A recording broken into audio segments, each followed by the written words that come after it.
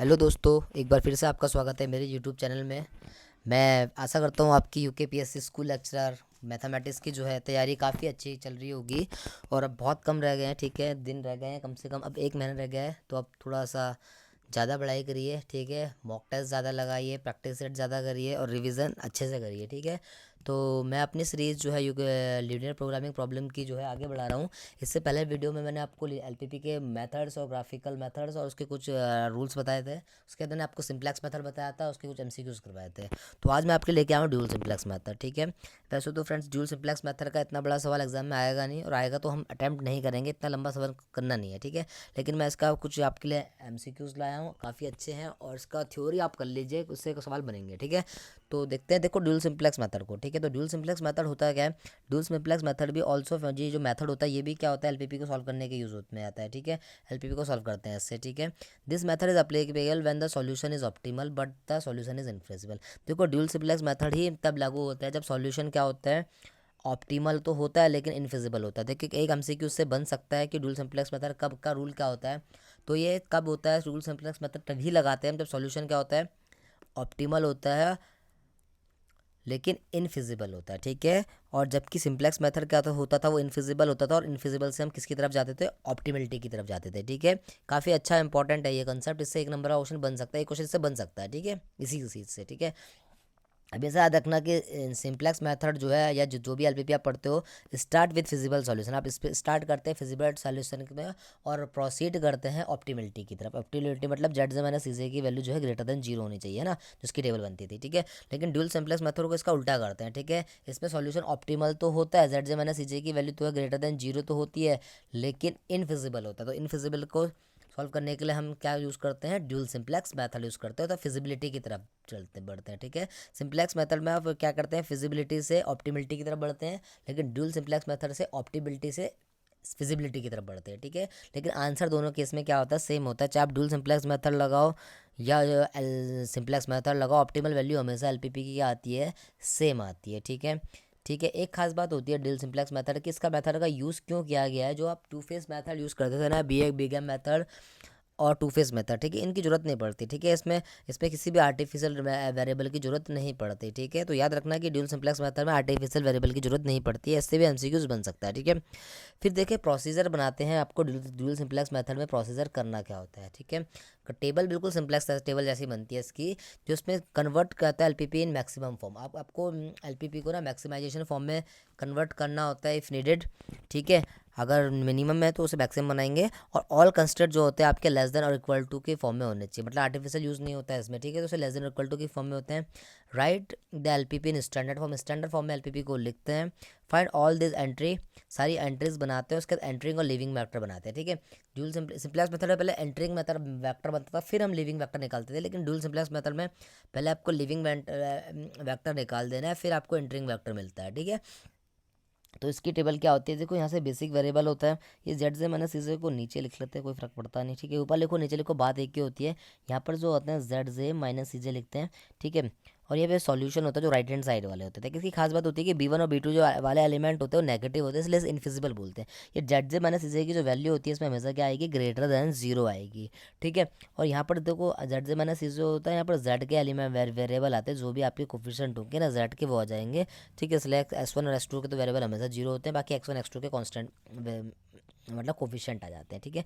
फिर आप कंप्यूट करोगे जेड से माइनस सी जी को, तो सबसे पहले आप इस पर लिविंग वेरिएबल ढूंढते हैं। जो मोस्ट नेगेटिव यहाँ पर रिजल्ट होता है ना, वो आपका क्या होता है, उसके जो राइट हैंड साइड वाली रो होती है वो क्या होती है, लिविंग वेरिएबल होता है, ठीक है, वो लिविंग वेरिएबल होता है। फिर आप इस पर एंटरिंग वेरिएबल ढूंढते हैं। एंटरिंग वेरिएबल में के लिए आप क्या करते हैं, जो वेरिएबल जो जेड जे माइनस सी जे करके आया ना, ये सारे रिजल्ट वैसे पॉजिटिव आएंगे, उसका ना लिविंग रो से आप रेशो निकालेंगे, लिविंग रो से निकालेंगे। और जो क्या होगा, लेकिन रेशो सिर्फ आप नेगेटिव वैल्यूज़ के लिए लेंगे। माना कि अगर ऐसे यहाँ पर रो है, माना यहाँ पर -2 है, -4 है, यहाँ पर 1 0 जो भी है, तो सिर्फ आपको नेगेटिव एलिमेंट देखने, पॉजिटिव नहीं देखने, ठीक है। अब इसमें से आपको ना मोस्ट एब्सोल्यूट वैल्यू ढूंढनी है। मोस्ट एब्सोल्यूट मतलब मोस्ट मिनिमम एब्सोल्यूट वैल्यू, मतलब इस पर आप मॉडुलस निकाल लगाना है इस रेशो पे, ठीक है। जो भी रिजल्ट आएगा उस पर मॉडुलस निकालना है, उस पर देखना है कि सबसे जो छोटी मिनिमम वैल्यू होगी ना, वो आपका क्या हो जाएगा, एंटरिंग वेक्टर हो जाएगा, ठीक है। और फिर यही प्रोसेस आपको करना है। फिर जो टेबल होती है वो सिंप्लेक्स मेथड की तरह बनती है। फिर आप की एलिमेंट देखेंगे जो दोनों का कॉलम एलिमेंट होगा, माना अगर यहाँ इन 11 एलिमेंट एंटरिंग होगा तो जो आउट गोइंग और इन गोइंग का जो इनकमिंग का जो कॉमन एलिमेंट होगा, की एलिमेंट होगा, इसकी हेल्प से नीचे 2 जीरो बनाएंगे, ठीक है, वो आपका बेसिक वेरिएबल हो जाएगा। फिर आप जेड इसकी हेल्प से 1 0 0 बनाएंगे, तो फिर आप देखेंगे अगर ये सारे B1 B2 अगर पॉजिटिव आ गए तो सॉल्यूशन क्या हो जाएगा, फिजिबल हो जाएगा। तो ऑप्टिमलिटी से आप फिजिबिलिटी की तरफ बढ़ते हैं और जो सॉल्यूशन ऑप्टिमल आता है ना, जो सिंप्लेक्स का जो आंसर आएगा वही इसका ऑप्टिमल सॉल्यूशन होगा, ठीक है। इजीली होता है, सिंपल होता है, लेकिन बड़ा सवाल होता है, इसलिए एग्जाम पॉइंट ऑफ व्यू से इंपॉर्टेंट, मतलब आप इसको प्रिपेयर मत करना, ठीक है। मैं इसका एक एग्जांपल आपको एक सवाल करवा के दिखा देता हूँ, ठीक है। आपको देखो z मैक्सिमम दे रखा है -2x1 -3x2, ठीक है, और कंस्ट्रेंट आपको दे रखे हैं। पहला कंस्ट्रेंट दे रखा है x1 प्लस x2 जो है ग्रेटर देन 2 है। दूसरा कंस्ट्रेंट दे रखा 2x1 plus x2 less than 10 है। और तीसरा कंस्ट्रेंट दे रखा आपको x1 plus x2 less than 10 है। तो सबसे पहले क्या होना चाहिए, जो सारी इनइक्वलिटी है ना वो नेगेटिव लेस देन और इक्वल टू टाइप की होनी चाहिए। तो हम क्या करेंगे, इसमें माइनस की मल्टीप्लाई करेंगे तो इनइक्वलिटी बन जाएगी -x1 -x2 लेस देन -2, ठीक है। फिर ये 2x1 plus x2 less than 10 और x1 plus x2 less than 10 कर देंगे ऐसे, ठीक है। तो इसके बाद अब आप क्या करेंगे, यहाँ से आप टेबल कंप्यूट करेंगे इसकी, ठीक है। तो टेबल कैसे बनाएंगे इसकी, जैसी उसकी बनती थी सिंप्लेक्स मेथड की वैसी ही बनेगी। यहाँ पर आ जाएगा आपका बेसिक वेरिएबल, ठीक है, यहाँ से आपको बेसिक वेरिएबल ले लो, ठीक है। फिर यहाँ पर x1, अच्छा पहले इसको हम वही बना देते हैं, स्लैक वेरिएबल ऐड कर देते हैं, ठीक है, वो नहीं किया था। -x1 -x2, यहाँ पर एक वेरिएबल और आ गया स्लैक s1, तो इक्वलिटी में चेंज हो जाएगा ये, ठीक है। फिर यहाँ पर आ जाएगा 2x1 प्लस x2, फिर यहाँ पर एक और आ जाएगा s2, तो फिर ये इक्वल टू 10 आ गया। फिर यहाँ पर आ गया x1 plus x2 equals to 10 आ गया, तो यहाँ पर s3 आ जाएगा, ठीक है, ये -2 था, ठीक है। तो अब आप जो टेबल कंप्यूट करोगे तो कैसे बनाओगे, यहाँ पे बेसिक वेरिएबल आ जाएगा, यहाँ पर x ले लेते हैं, x1 x2 x3 x4, चाहो तो b को यहाँ ले लो, बात है कि यहाँ पर बेसिक वेरिएबल मतलब राइट आउट गोइंग के कौन से कॉफिशेंट आ जाएंगे, ठीक है, जिसको मैं b बोल रहा हूँ या सॉल्यूशन बोलते हैं, बात एक ही है, ठीक है। मैंने इसे b बोल दिया, कोई दिक्कत नहीं है, ठीक है। यहाँ पर -2 आ जाएगा, 10 आ जाएगा, 10 आ जाएगा, ठीक है। s1 s2 कर देंगे ना, s1 सॉरी यहाँ पर s1 कर रहा हूँ मैं, यहाँ पर s2 आ गया और ये यहाँ पर s2 आ गया, ठीक है। यहाँ पर आ जाएगा आपका s2, यहाँ पर आएगा आपका s3, ठीक है। तो बेसिक वेरिएबल, ठीक है, तो आप इसको बनाएंगे, x1 क्या आ जाएगा -1 -1 s1 1 0 0 s1 s2 s3, तो आपको पता है आइडेंटिटी बनाता है, सेम वही काम करना है इसके बाद जो आपने सिंप्लेक्स टेबल में करा है, ठीक है। बस आपको थोड़ा सा नेगेटिव बी देखना है, मोस्ट नेगेटिव कौन है। यहाँ पर z के कोफिशिएंट आ जाएंगे, क्या है यहाँ पर -2 -3, ये 0 और ये भी 0 और ये भी 0, ठीक है। फिर यहाँ से आप कंप्यूट करेंगे, बेसिक वेरिएबल आपके s1 s2 s3 है, ठीक है। फिर यहाँ से आप कंप्यूट करेंगे zj माइनस cj, याद रखना zj माइनस cj हमेशा रिजल्ट जो आएगा ड्यूल सिंप्लेक्स मेथड में पॉजिटिव आएगा। तो ये और यहाँ पर इसके कोफिशिएंट आ जाएंगे, जिसे मैं x मान रहा हूँ, ठीक है, ये वाले, ठीक है, जो बेसिक वेरिएबल के 0 0 0, तो z माइनस cj वैसे कंपेयर करेंगे, इसकी मल्टीप्लाई से इसकी मल्टीप्लाई से इसकी मल्टीप्लाई से माइनस ऊपर वाला, तो प्लस का 2 हो जाएगा, ये 3 आ जाएगा, हमेशा याद रखना कि पॉजिटिव आएगा, ठीक है। और यहाँ पर 0 आते हैं बेसिक वेरिएबल के नीचे की, ठीक है। तो अब आप यहाँ पर देखोगे मोस्ट नेगेटिव सिर्फ एक ही बी है, ये सॉल्यूशन है, तो ये आउटगोइंग वेक्टर हो जाएगा, ठीक है। तो आउटगोइंग वेक्टर क्या होगा, s1 जो होगा आपका आउटगोइंग वेक्टर होगा, क्योंकि इसके जो बेसिक वेरिएबल s1 है ना उसके आगे मोस्ट नेगेटिव था, ठीक है। और अब इनकमिंग देखने के लिए आप क्या करेंगे, इसके जो नेगेटिव है ना इसे डिवाइड कर देंगे, सिर्फ नेगेटिव वाले नंबर देखना है s1 की रो के, ठीक है। 2/-1 हो जाएगा और -3 हो जाएगा, बाकी आपको लेने क्योंकि पॉजिटिव टर्म से या 0 इनको लेना है। फिर इनकी एब्सोल्यूट वैल्यू लेंगे 2 और 3, तो जो मिनिमम होता है वो आपका इनकमिंग वेक्टर होगा, ठीक है। अब मिनिमम आपको मिल गया, आउटगोइंग आपको मिल गया। अब आपको की एलिमेंट देखना है जो दोनों का कॉमन एलिमेंट है, ठीक है। तो इस कॉमन एलिमेंट से आगे वाले उसमें आपको पूरी रो को क्या कर देना है, डिवाइड कर देना है, ठीक है। तो ये आपका x1 x2, फिर यहाँ से आएगा आपका s1 s2 s3, फिर यहाँ पर हम भी लिख देंगे, ठीक है। तो इनकमिंग वेक्टर आपका x1 है, तो x1 के ऊपर वाला यहाँ पर आ जाएगा -2, यहाँ पर x1 आपका इनकमिंग वेक्टर होगा 0 0, यहाँ पर S2 और S3 बेसिक वेरिएबल होंगे। तो x1 जो है माइनस से आप पूरी वन से माइनस वन से पूरी इक्वेशन को डिवाइड कर देंगे तो ये 1 हो जाएगा, ये भी 1 हो जाएगा, ये -1 0 0 हो जाएगा। ठीक है, पूरी इक्वेशन को डिवाइड करना है। ठीक है, और ये आपका प्लस का 2 हो जाएगा। ठीक है, फिर यहाँ पर आप क्या करेंगे 2 1 0 1 0 0 0 1। ठीक है, यहाँ पे आएगा सॉरी 0 0 1 मैंने नहीं लिखना था अभी। ठीक है, हाँ वैसे लिख सकते हैं, बेसिक वेरिएबल के नीचे के एलिमेंट 0 आएंगे लेकिन S1 के नहीं आएंगे ना, इसको ऐसे रहेंगे। ठीक है, अब क्या करेंगे, अब आपको यहाँ पर 1 मिल गया, इस सेकेंड वाली पोजीशन में आपको क्या बनाना है 0 बनाना है, इस पोजीशन में 0। ठीक है, 2 है ना, इस पर 0 बनाना है। तो अब आप ऑपरेशन लगाएंगे R2 tending to R2 minus R1 second row के लिए। ठीक है, और R3 टेंडिंग टू आप लगाएंगे इस 1 की हेल्प से, यहाँ पर 0 लगाएंगे तो R3 माइनस R1। ठीक है, न्यू R1 की हेल्प से ओल्ड R2 में ऑपरेशन लगाएंगे। ठीक है, तो यहाँ पर 2 - 2 देखो आपका 0 हो जाएगा। ठीक है, R2 minus twice of R1 लगा रखा मैंने, R2 plus twice of R1 लग जाएगा ऑपरेशन। ठीक है, R2 plus twice of R1, नहीं नहीं नहीं ये पहले से 1 है। ठीक है, R2 माइनस 2R1 इसकी हेल्प से यहाँ पर 0 बनाएंगे ना, इस 1 की हेल्प से। ठीक है, R2 माइनस 2R1 लगेगा। फिर यहाँ से R2 1 सॉरी ये आपका क्या आ जाएगा, यहाँ पे ये पॉजिटिव 1 है और यहाँ पर 1 है, तो R2 माइनस 2R1 करेंगे तो -1। ठीक है, ओल्ड न्यू R1 लेनी है और ओल्ड R2 लेनी है। ठीक है, इसका और इसका इससे बनाएंगे। ठीक है, फिर यहाँ पर आप जब ऑपरेशन लगाएंगे R2 minus twice of R1 तो 0 और ये माइनस माइनस प्लस का 2 हो जाएगा। ठीक है, ये तो आपके बेसिक वेरिएबल है, इनको छोड़ने की ज़रूरत छेड़ने की आपको ज़रूरत है नहीं, ये तो 0 0 1 होंगे। फिर बात यहाँ पर आएगी 2, ये 10 है और ये 2 है, तो R2 minus twice of R1 करेंगे तो 10 में से 4 जाएगा, यहाँ पर ये जो रिज़ल्ट आएगा वो 6 आ जाएगा। ठीक है, इसके बाद यहाँ पर ओ इसकी हेल्प से यहाँ पर 0 बनाना, तो सीधा सीधा R3 minus two R3 minus R1 लगा दिया मैंने, तो ये रिज़ल्ट 0 हो जाएगा। ठीक है, तो R3 माइनस R1 करेंगे, ये 2 हो जाएगा, R3 माइनस R1 सॉरी 1 और Y1 ये 0 हो जाएगा। ठीक है, कोई दिक्कत नहीं है।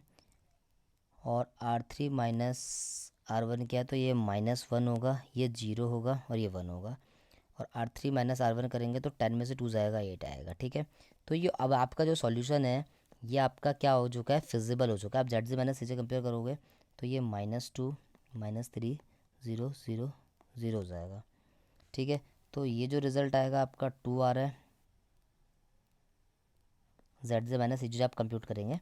ठीक है, करते कैसे, इसकी मल्टीप्लाई से फिर ऊपर वाले को माइनस कर देते हैं। ठीक है, तो यहाँ से 1 इंटू -2 जाएगा, बाकी ये +3 से ऐड होगा तो 1 हो जाएगा। तो देखो अब आपका ये सॉल्यूशन फिजिबल भी है और यहाँ से तो ऑप्टिमल था ही और फिजिबल आ चुका है। तो आप देखो जो आपका आंसर आया x1 की जो वैल्यू आई वो 2 आई, S2 आपका 3 आया जो और S3 आपका 8 आया।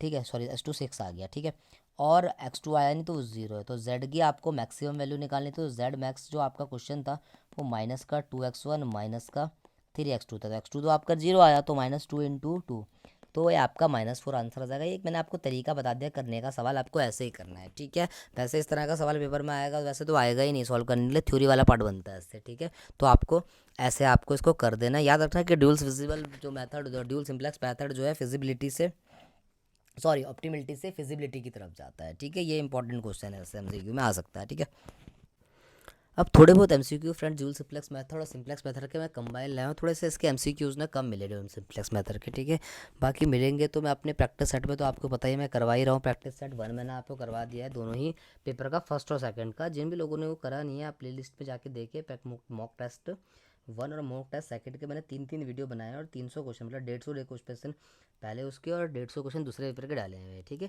तो उन्हीं पेपर में ड्यूल सिंप्लेक्स मेथड के क्वेश्चंस डाल दूंगा। ठीक है, नेक्स्ट वीडियो जो आएगी आपकी ना ड्यूलिटी की, तो ड्यूल प्रॉब्लम की, तो उसमें भी डाल सकता हूँ। ठीक है, तो देखते हैं पहला क्वेश्चन कह रहा था dual simplex method is applicable provided to, क्या प्रोवाइड करता है। ठीक है, क्या करवाता है, optimality is satisfy but feasibility is disturb. ठीक है, ऑप्टिमलिटी से आप फिजिबिलिटी की तरफ जाते हैं। ठीक है, क्वेश्चन इंपॉर्टेंट है, बन सकता है एग्जाम में। फिर कह रहा है question number second, in phase 1 of the two phase method. ठीक है, टू फेज मेथड आपने पढ़ा सिंप्लेक्स मेथड का, an artificial variable turns out to a positive level. अगर फेज 1 पे आर्टिफिशियल लेवल जो है पॉजिटिव आ जाए ना, तो सॉल्यूशन जो आता है इसका वो क्या आता है, नो फिजिबल सॉल्यूशन आता है। कैसा सॉल्यूशन आता है, नो फिजिबल सॉल्यूशन। ठीक है, दोनों का कंबाइन मिक्स लाया हूँ क्वेश्चन मिल ही नहीं जाता ड्यूल सिंप्लेक्स मेथड के ना MCQ। ठीक है, बाकी ढूंढूंगा मैं अपनी पुरानी बुक्स में, तो फिर उसको मैं उसमें डाल दूंगा, ठीक है, प्रैक्टिस सेट में। If in simplex method in if any simplex method the minimum ratio fails, अगर मिनिमम रेशो फेल्स हो जाता है तो सॉल्यूशन हमेशा कैसा आता है, अनबाउंडेड सॉल्यूशन आता है। कैसा सॉल्यूशन आता है, अनबाउंडेड, ठीक है। नेक्स्ट है क्वेश्चन नंबर 4, ये कह रहा है application of dual simplex method requires stability of vector b, तो वेक्टर बी जो हमेशा होना चाहिए लेस देन इक्वल टू 0 होना चाहिए, ठीक है, तो तब अप्लीकेबल होता है, ठीक है, ड्यूल सिंप्लेक्स मेथड। फिर कह रहा था ratio test in simplex method is use, simplex method में जो रेशो टेस्ट होता है वो यूज़ किसके लिए होता है, एंटरिंग वेरिएबल के लिए, ठीक है, या सिंप्लेक्स मेथड में बताया था।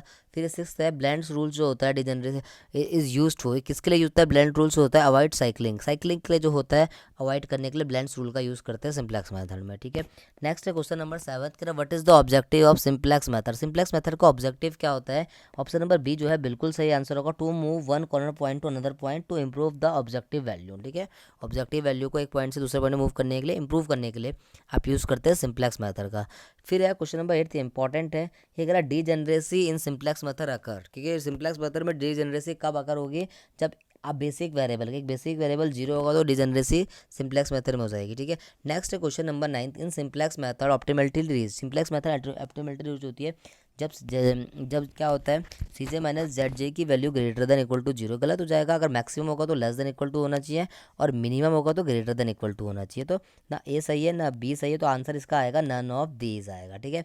नेक्स्ट क्वेश्चन कह रहा है what is the main advantage of dual simplex method, देखो ड्यूल सिंप्लेक्स मेथड का मेन एडवांटेज क्या है, it's require few variable that the standard method, it's completely avoid the use of artificial variable in face word, ठीक है। Dual simplex method का use ही जो main advantage ये है कि आर्टिफिशियल वेरिएबल की हमें जरूरत ही नहीं पड़ती, ठीक है, तो ऑप्शन नंबर बी जो होगा बिल्कुल सही आंसर होगा। नेक्स्ट है dual simplex method was develop in alternative, किसका अल्टरनेटिव था, प्राइमल सिंप्लेक्स मेथड का अल्टरनेटिव है ड्यूल सिंप्लेक्स मेथड, ठीक है। नेक्स्ट है क्वेश्चन नंबर 12, आज का लास्ट क्वेश्चन है ये कह रहा है if no eligible entering variable exist in pivot row, अगर कोई भी आपको एलिजिबल एंट्रिंग वेक्टर नहीं मिलता तो जो सॉल्यूशन होता है वो हमेशा कैसा होता है, इनफिजिबल होता है, ठीक है, सिंप्लेक्स मेथड का था ये। तो फ्रेंड्स ड्यूल सिंप्लेक्स मेथड के लिए अभी इतना ही है, थोड़ा बहुत आप इसका कंसेप्ट सीख लीजिए, क्वेश्चन सीख लीजिए, और इससे एमसीक्यू बनेगा तो थ्योरी से ही बनेगा, ठीक है, लॉन्ग एमसीक्यू उससे बनेगा नहीं, ठीक है, बनेगा भी तो हमें उसे करना है, हमें उसे करना नहीं है, ठीक है। तो फ्रेंड्स आज के लिए इतना ही रखते हैं, आप चैनल को लाइक कीजिए, शेयर कीजिए और सब्सक्राइब कीजिए। अब काफ़ी दिन रह चुके हैं, आपका बहुत कम दिन रह चुके हैं एग्जाम के लिए, तो अपनी प्रैक्टिस बढ़ाइए, ठीक है, प्रैक्टिस मॉक टेस्ट ज़्यादा लगाइए, रिवीजन ज़्यादा करिए, अपने फॉर्मूले जो भी आपने सीखे हैं या ट्रिक्स जो भी आपने सीखी है ना उनके ज़्यादा रिवीजन करिए, ठीक है। तो आज के लिए इतने रखते हैं, थैंक यू।